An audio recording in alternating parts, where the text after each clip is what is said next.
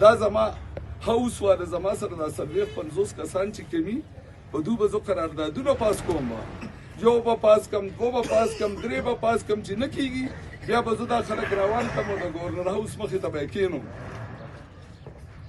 چې زه دا ویم چې دا ستا د حکومت او د ECC هایر ایجوکیشن کمیشن دا سټینډینګ آرډر دی چې په هر ضلع کې به کم از کم یو یونیورسټي، ولې زما دا ضلع نه ده، په دیر کې خو 15 یونیورسټۍ دي، هلته ورونو د خلکو سره ویژن دی، هلته قوم خلک تیاری، دلته مونږ د مقبرو تحفظ کوو، دلته مونږ جنازګاهونه جوړو، کم چې مړه دي د هغو دپاره زمونږ اهتمام، کم جمدي خلک دی یا چې جمدي دی او مړه دي نشې چې کم کوي،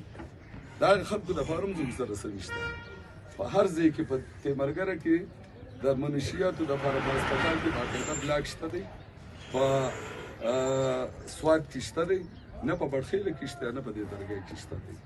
چې د چا په کور کې نشې والا راشي نو د هغې علاج بیا خبرې په څو کېږي، په 80,000 په 80,000 باندې چې د هغو کور کنګالي د څه شي وکړه درک نه لګي، هغه غریبان وایي چې اوس مونږ څه وکړو. نو وروڼو مونږ به لارې کوڅې به هم جوړو، تاڼه تحصیل به هم کوو انشاءالله، خو د ټول نه اهم خبره چې کوم ده مونږ به د خپلو ځوانانو له د دوی دپاره د مستقبل دپاره د دې غم به کوو او راتلونکي MPAs MNAs له به یو ویژن به ورکوو چې خانه ستا یوازې جنازګاهونه کار نه دی، ستا مقبرې جوړول چې کم دي، مقبرونه چاردیواري کول ستا کار نه دی، ستا د ینګ یوت چې د ورځ ته ورځ دا کم نسل را روان دی د دې د حفاظت دپاره او د دوی د مستقبل دپاره ستا سره څه شی دی. وروڼو دغه یو خبره ده چې زه په هیډ کوارټر کې پروت یم، ستاسو تاڼه تحصیل زه ډېر په ښه طریقه باندې کولی شم،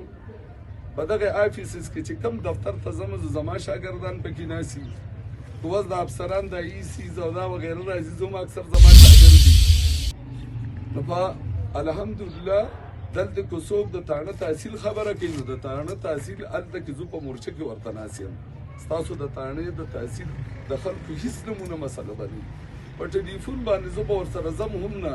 انشاءالله چې په ټلیفون باندې به هم د هغه کارونه به ممکن کېږي به. د دې نه علاوه وروڼو زما سره یو ایجنډه ده او په هغې باندې خلک په ما باندې یقین هم کولی شي، او هغه ایجنډه چې کومه ده نو هغه د منشیاتو خلاف،